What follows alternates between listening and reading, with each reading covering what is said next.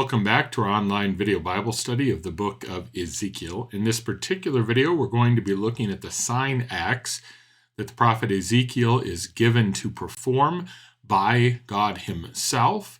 We will be looking at those sign acts that are recorded in Ezekiel chapter 4 and chapter 5.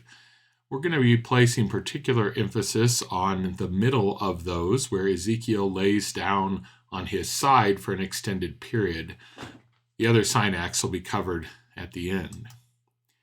I'm glad to be with you again today. Pastor Philip Hoppe, pastor at Trinity Lutheran Church here in Colby, Kansas. We've looked already at the first few chapters of the book of Ezekiel. We've looked at that vision that Ezekiel saw, that vision of that chariot that was leaving Jerusalem and coming towards Babylon. And then we heard of Ezekiel being called to be a prophet now instead of a priest, and largely being told that he was to go and speak words of lamentation to a group of people who were a rebellious nation. Today, we're going to learn that not only did Ezekiel speak about these things, but he also did these sign acts to also show the people what was coming. God obviously wanted the people to have no excuse when this exile came. He wanted them to know full well that the exile was coming, and he wanted them to know why it was coming. But let's read then the middle of these sign acts. That'll take us to Ezekiel chapter 4, beginning also in verse 4. It says there, "Then lie on your left side and place the punishment of the house of Israel upon it.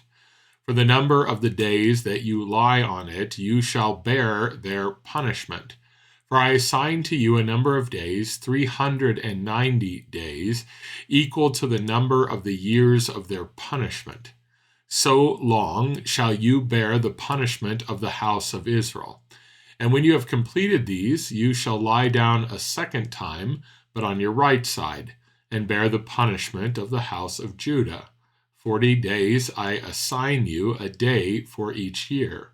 And you shall set your face forward toward the siege of Jerusalem, with your arm bared, and you shall prophesy against the city.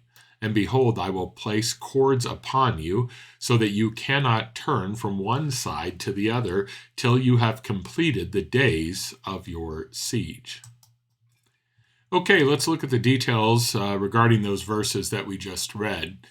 So first we're told that Ezekiel is now supposed to do something to show the people what is about to happen. He's not only to speak, though he will be told to prophesy also in this section, but his main thing here is not to speak about what is to happen, but to sort of role play what is about to happen. And so the first one of these we're going to cover is this one of Ezekiel then laying on his side for 390 days and then 40 more.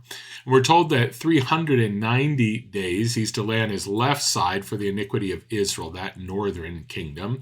And then for 40 days he is to lay on his right side for the iniquity of Judah, the southern kingdom. As we look at this idea, probably the left side is pointing to the north and the right side is pointing to the south, which would make sense. This is thinking about how they would sort of orientate themselves with their feet to the east.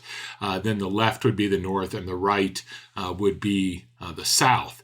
And so, all of this is symbolism. All of this is kind of telling them what's going on. Why is he laying this way? Why is he now flipped, right? There are answers to these questions. But then we get into the actual numbers. And admittedly here, you may leave this Bible study not very satisfied. We would love to read a number like this and go, well, obviously this means this, or this refers to that. The only thing we can say, right, as we read through this passage is that this time period refers, broadly speaking, to two things. It refers to the period in which the Israelites and Judah is indeed sinning, right? It is about their rebellion. There's a time period of that. And then in God's mind and in God's judgment, there is a corresponding amount of punishment that goes with it. That's what this time is about. It's about both the time that Israel and Judah are rebelling against God and then the subsequent punishment that is due for that rebellion. But when we get into the actual numbers, I put this one quote there from Kyle and Delitzsch. They say, these numbers, however, cannot be satisfactorily explained from a chronological point of view. That is to say, when you get into these numbers, if you think you figured out what 390 means, well, then the 40 doesn't seem to match up with that. Or if you figure out what the symbolism of 40 is, well, then it doesn't seem to match up with the 390. But it is clear that these numbers are chosen by God, and I suppose it is possible that he just picked random numbers here to be the amount of punishment he's going to dole out. But I think it's much more likely he indeed had some sort of symbolism in these numbers for the people. And this might be one of the cases where the people of the day would have heard these numbers and linked them to something quite easily, where we have trouble not having the same reference point that they do. So I tend to believe there is some symbolism here, but I'm not sure which of these things I'll present to you may be correct, or even to say maybe none of these are correct, but there's something else. But if we are convinced that this is about the time of rebellion and it's about the time of punishment, then we do have a few options we can look at. One is that we refer to this primarily as the time of judgment upon Israel as a whole, upon Judah, we might say here in the exile, that there's this time of punishment that's going to fall upon them, this period of exile, this destruction of the temple, all of these kind of things. One way you can get pretty close to the 390, depending on exactly where you place these things, is to say if we look from the time when the actual temple is destroyed, Jerusalem is sieged and the temple is destroyed, and you go all the way forward to the period of the Maccabees, you can come up with about this time table here. And if you don't know about the Maccabees, look up look up on Google Hanukkah, right? And it will tell you there the story of the Maccabees. But to put it very briefly, even though Cyrus had allowed the Jewish people to return to the nation of Israel, to the promised land, I should say, even though he had allowed them to return there, they built that temple. It was never quite what the old temple was. They built the wall, but then later on, that temple again is taken over by idolatry and all sorts of things. And eventually it gets so bad that the temple is just desecrated. It couldn't even be used for worship anymore. And so this group of people called the Maccabees, that's a family name, they go in and they take back over the temple and they reconsecrate it for use of the worship of the one true God. So if you take from when the temple goes down here, right, in 587, and you go then until the period when the Maccabees rededicate the temple in preparation ultimately for the Messiah to come, that would be about in this range. So that's one possibility. The only problem there, again, if you add the 40, it seems harder to make that work. Some people do think it's possible here that the Hebrew allows for the 40 to sort of be part of the 390. I'm not a good enough Hebrew scholar to tell you that for certain. I tend to think it's more clear that it is 390 and then 40, as I've put here on the sheet.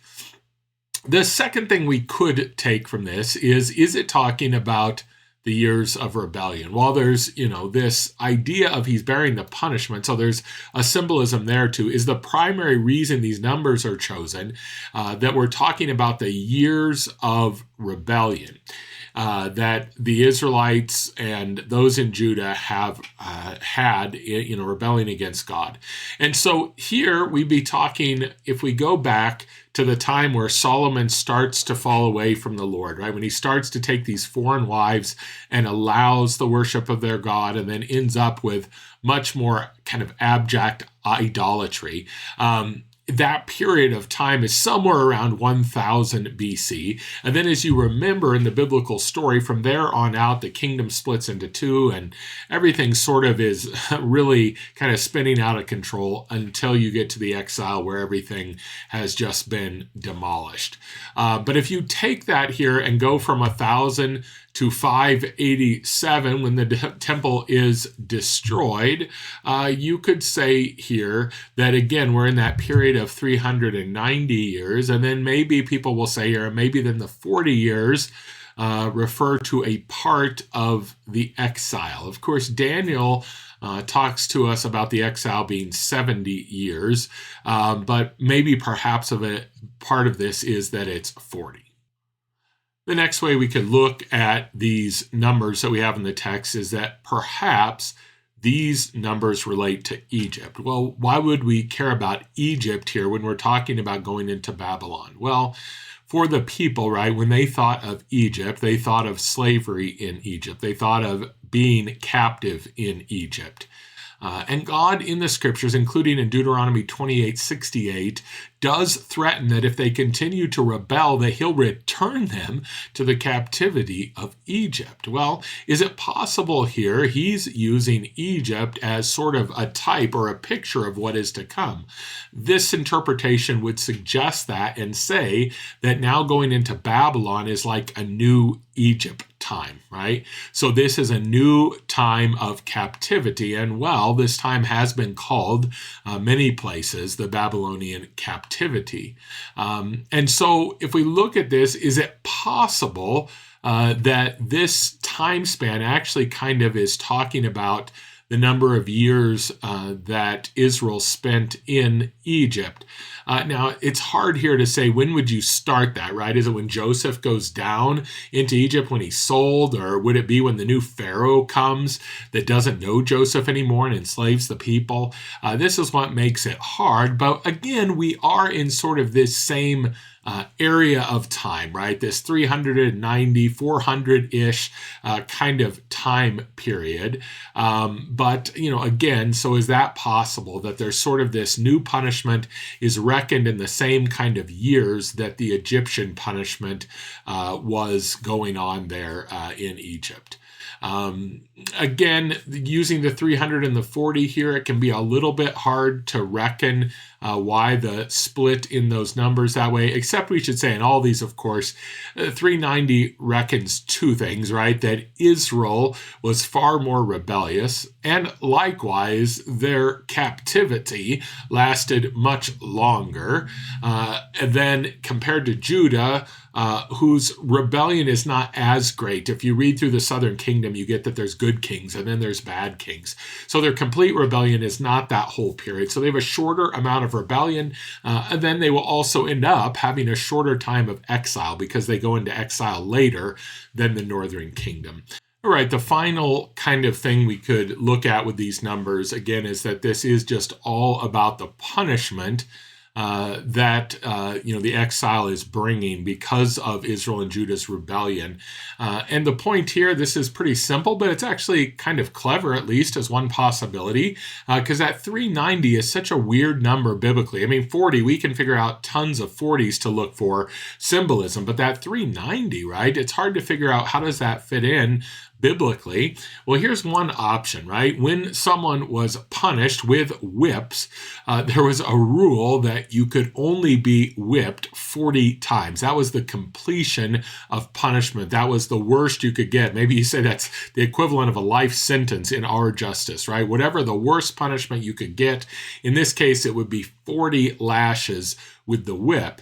Because of this, often 39 became the number because they wanted to make sure they didn't accidentally go over and upset the Lord or upset whoever was watching over that as far as the government at the time. So is it possible here that when we talk about the northern kingdom, we're talking about that this exile is going to be like 39 lashes for each tribe? Because there's 10 tribes. So perhaps there's where we get our 390. It's 39 lashes times the 10 tribes. And then if you look in the southern kingdom, while it's true that, in a lot of places the southern kingdom is listed as Judah and Benjamin, other places it's just listed as Judah. And so there's many places in the Bible where we just refer to the one tribe of the southern kingdom, Judah. And when we do that, then could we say that now that this complete exile, the complete kicking out of the promised land, the removal of the temple itself, that's the 40th lash. They get the full judgment.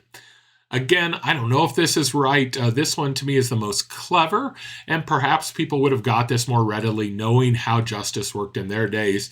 That 39 times 10, that's our 390, and the one tribe is the 40 lashes there for Judah.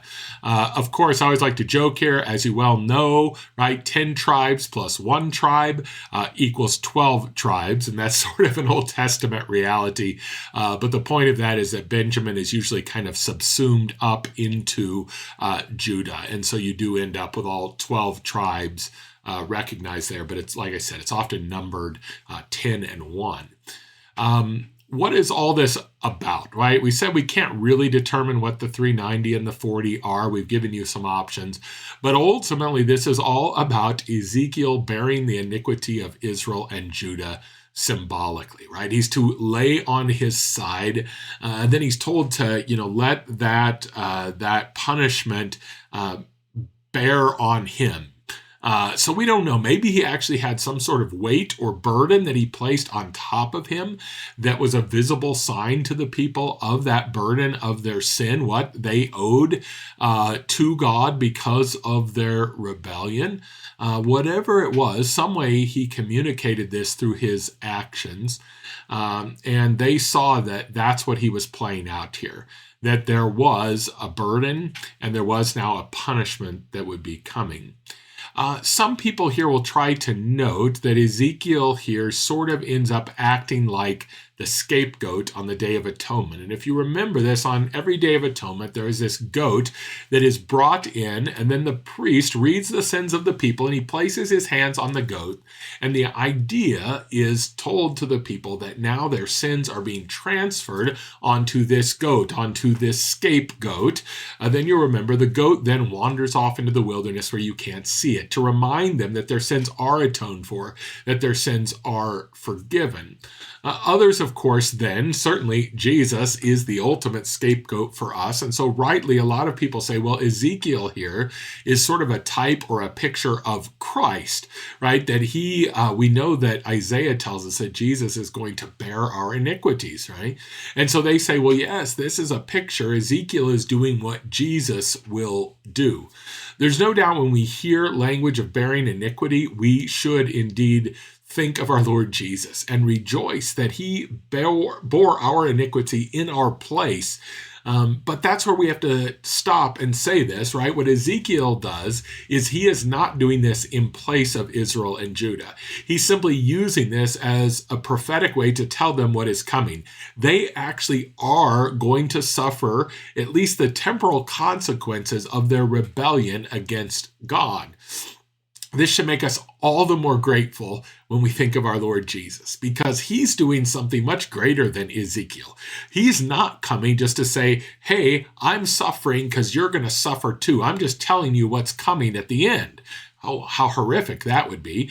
He actually, like that scapegoat, right, takes our sins upon himself, and he walks away with them, right? He nails them to the cross and leaves them there so that we never have to see them again, right? Christ is making it sure that we will not bear the punishment for our sins. That's the great exchange.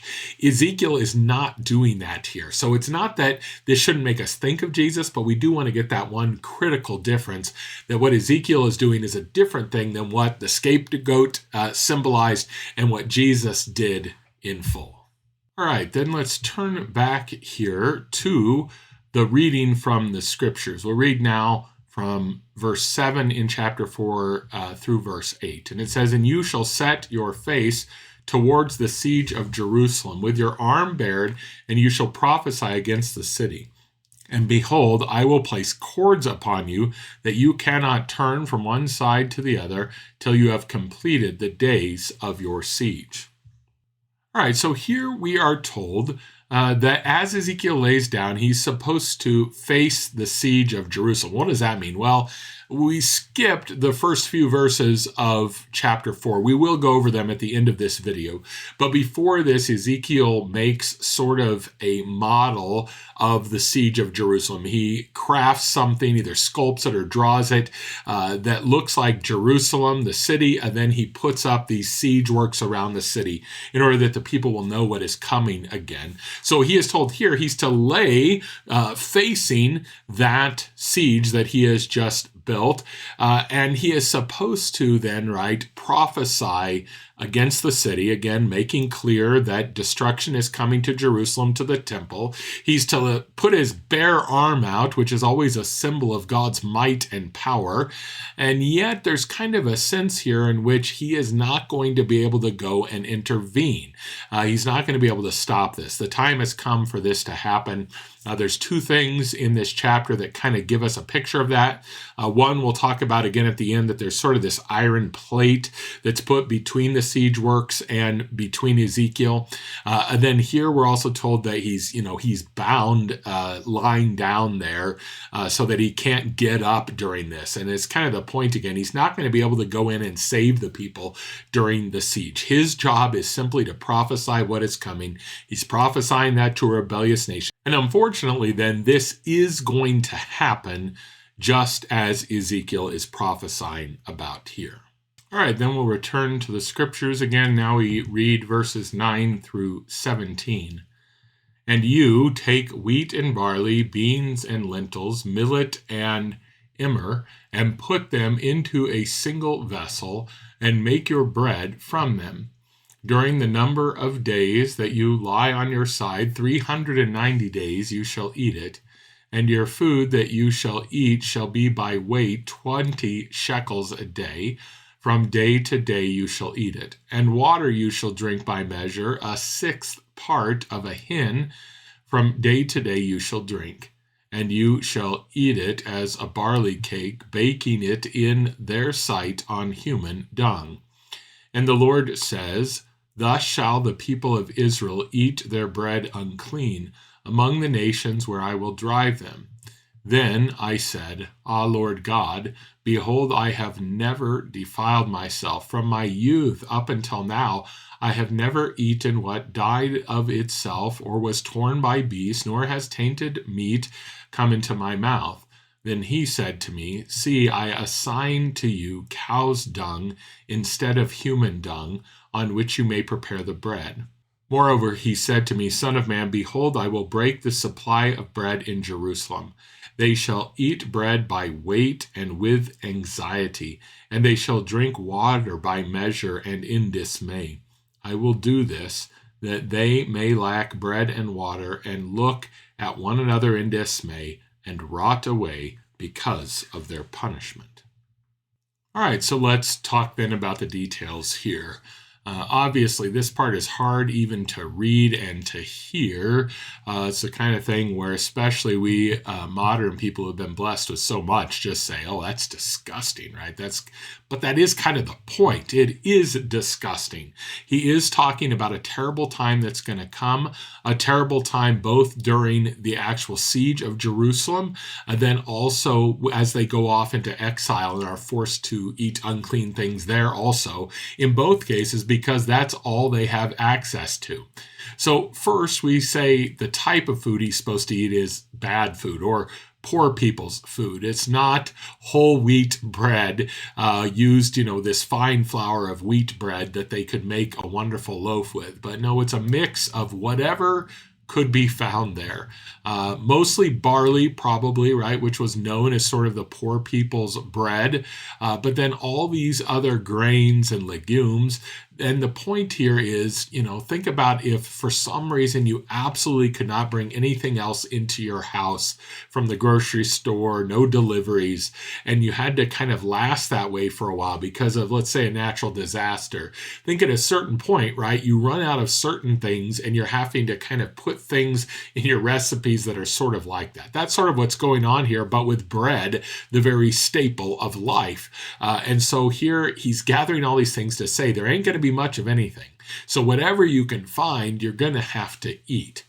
The amount of food is also very scarce. Probably around 8 to 9 ounces of bread is what he is eating. And if you look it up, people actually say that they've, kind of done research into this. And if your main staple of food is bread, well, then you need per day 2 pounds of bread to survive long term. That's not to say you couldn't go with less for a day or two or even a little while, but in general, if you're talking about a sustained period like the 400 years we're talking about here, this would not be enough to survive. And again, that's the point of this sign act. This is what the people are going to experience. They don't have enough food to survive if things go on as they are going on during the siege and then in exile also. The exiles, I should say, is probably more about the unclean food rather than the scarcity of it, but they're both involved here. He's also told that he gets about 16 ounces of water a day. Again, if you read about this, that's certainly not enough water for anyone to survive on long term.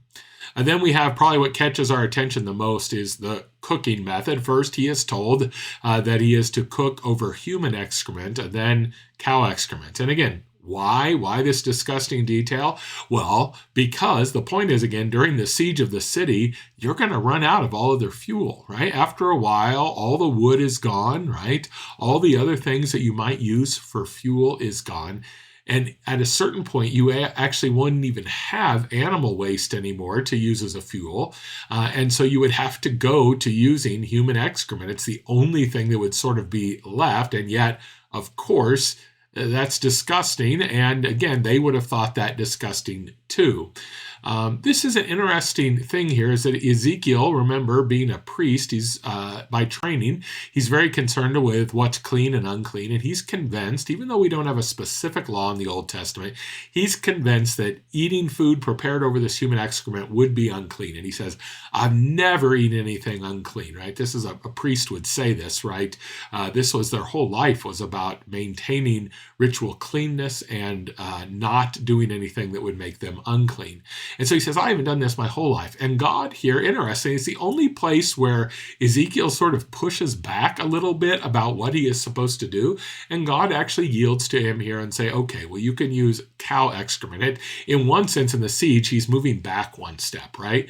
There would come a point where, again, all the other fuel is gone, and you might have a few animals left, and you could use their excrement. I'm told there are places, and even out on the prairie, kind of as Americans move west, that they often would use the dung of animals, either cattle or bison, in order to cook with, right? Maybe mixing that sometimes with straw. But, so this is not completely unheard of, and yet it's still nobody's first choice. Let's put it that way. But he says, no, I'm going to allow you to go ahead and use that fuel in order that you will not be bound in your conscience by thinking you're doing something unclean. So either way, though, the point is about scarcity here. Scarcity of food, scarcity of fuel. And so overall, what is he doing with this food? Well, he's showing how bad it's going to be in the siege and then in the exile. Like I said, probably, both unclean food and scarcity during the siege, but then also unclean food to be sure in exile, and maybe at times scarcity as well.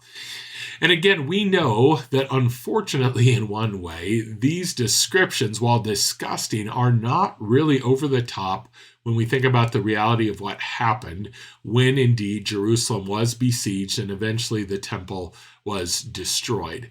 The Jewish scholar Josephus describes this day for us in some of his writings, and he makes the point that this was a time of murder, a time of famine, and even a time of cannibalism, where people are eating other human flesh because that's the only flesh they have left to eat. It was a horrific thing. If you don't know what a siege is or how it works, right, you're essentially making sure nothing can get in or out of the city. And when you do that, you, depending on the city, either very quickly or it could take a little bit longer, you're going to have a real trouble with the supply of the things people need just for basic life. And once that happens, once food becomes scarce, well, then people start turning on each other. And it sounds horrific, but at times even end up eating one another in order to try to survive. And that's how bad it was. And this is what God is prophesying about. And so he wants to give them a vivid and yet very real picture of what is coming because of their rebellion. One thing we could note finally here on this little section about the food is it is possible Ezekiel only did this sort of during the day or while people were around, and that he sort of went back to a more normal way of life in the evenings and at nighttime. The only reason we say this is there's really only two possibilities. One is that this whole thing is utterly miraculous, right? Because he doesn't have enough food. He doesn't have enough water. He's laying on his side for a whole year, right? Which if anyone's ever laid anywhere just for an extended period of time because of illness, you know what that can do to the body. So, either this is just a pure miracle that God sustains him, but why would we doubt that? Well, the only thing is this part of scripture doesn't really talk about this as a miracle, meaning that the point of it is not for people to come by and see Ezekiel on day 360 and say, I can't believe he's still alive, right? The point is the sign itself. So perhaps he's doing the sign during the day, and then he's able to sort of refuel his body, refresh his body at night. Otherwise, it's miraculous. Either way, it doesn't matter because the point is the sign, and the sign is being done daily for all of these days. So this kind of takes us to the end of this particular sign act.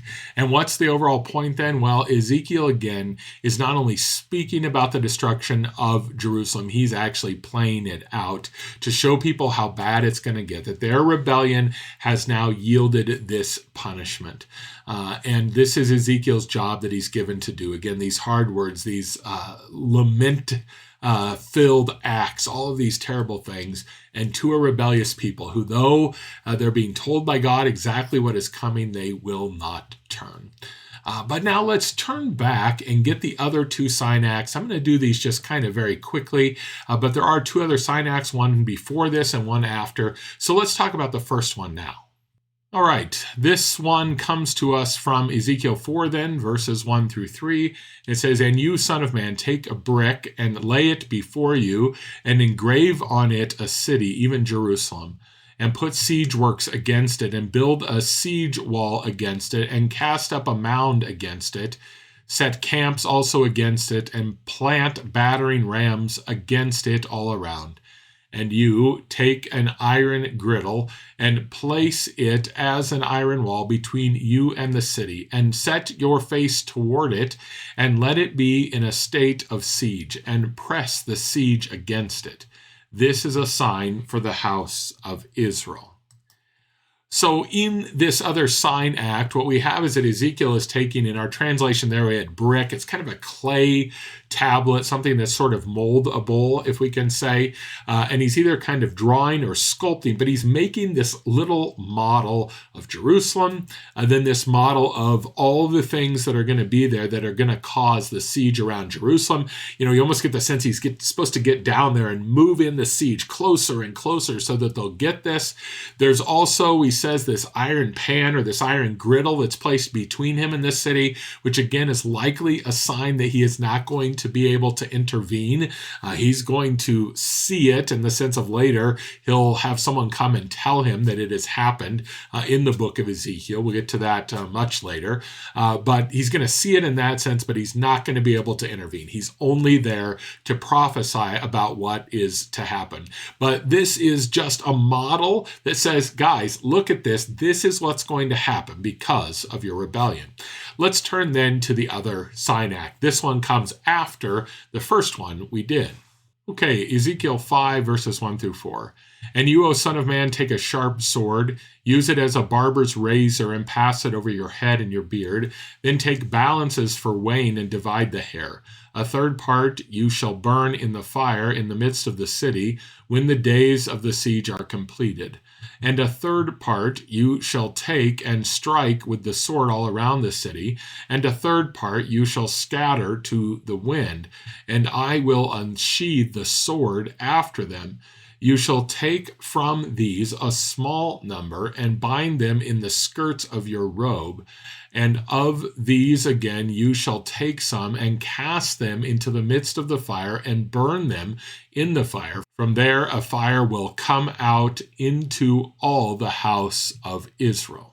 All right, so this final sign act here, which is at the beginning of chapter 5, we have Ezekiel shaving his hair and his beard. This was something that would only be done at a moment of great mourning because it was to Israelite men in particular a great shame. Sort of to be without your hair and your beard was to be naked. And so this is a sign again of mourning and just embarrassment and shame that's all coming again because of this siege of Jerusalem, the destruction of the city and the temple. Then he's told to divide this into thirds. He's supposed to put some of it in the fire in the city. He's supposed to slash some of it with his sword around the city, and then some he's to throw up in the wind to show that there are going to be different ways that people are going to suffer during this siege. So some are actually going to die in the city, in the suffering there. Some are going to be kind of killed by the sword as they leave. In fact, Ezekiel says the ones in the city, that first third, they're going to die of famine. And then these others, as they're trying to leave, are going to die of the sword.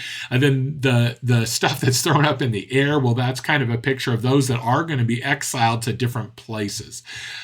There is a little bit of a word here that we have to talk about at the end. He's told to take a little bit of this hair, and he's to put it either in his belt or the hem of his skirt. It's a little hard to figure out exactly where, but he's supposed to kind of hide it away.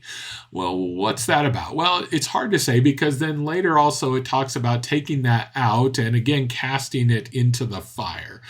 I do think this is about God saving a remnant of his people, right?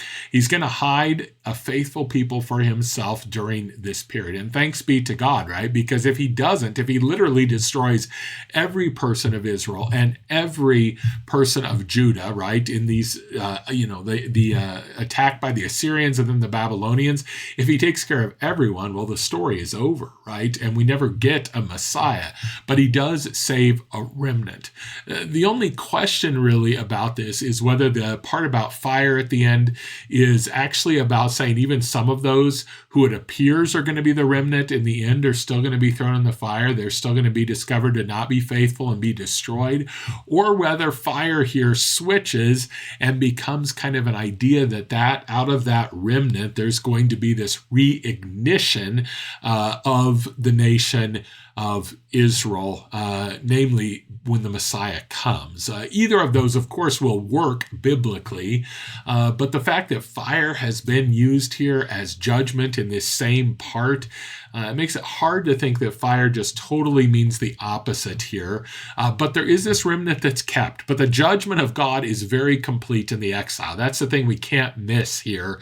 That's the overriding part of this sign act, is the judgment is going to be complete. You might die by famine, you might die by sword, you might be exiled, and maybe perhaps even in exile you're going to end up dying as a punishment for the rebellion that's gone on. But there is this little bit of hope here. It's a little bit of hope that there is a remnant that might be saved, that will be saved, right? And that ultimately that remnant will grow and that remnant will bring forth the Messiah who will lead us into good things again, will lead us into what the end of the book of Ezekiel will give us a beautiful picture of. But these three sign acts, no doubt the main point of all of them is destruction's coming. Destruction of Jerusalem, destruction of the temple because of the rebellion of the people. Okay, that's where we'll leave it for this week. Indeed, we see here Ezekiel doing his job, both prophecy and these sign acts that show what he is supposed to speak to Judah, to those in Jerusalem, to those with him in Babylon, that the rebellious house of Israel is about to be destroyed because of their rebellion, that judgment is coming, and that judgment will be complete. We'll be back next week to look at more of this book of Ezekiel. God's peace be with you until then.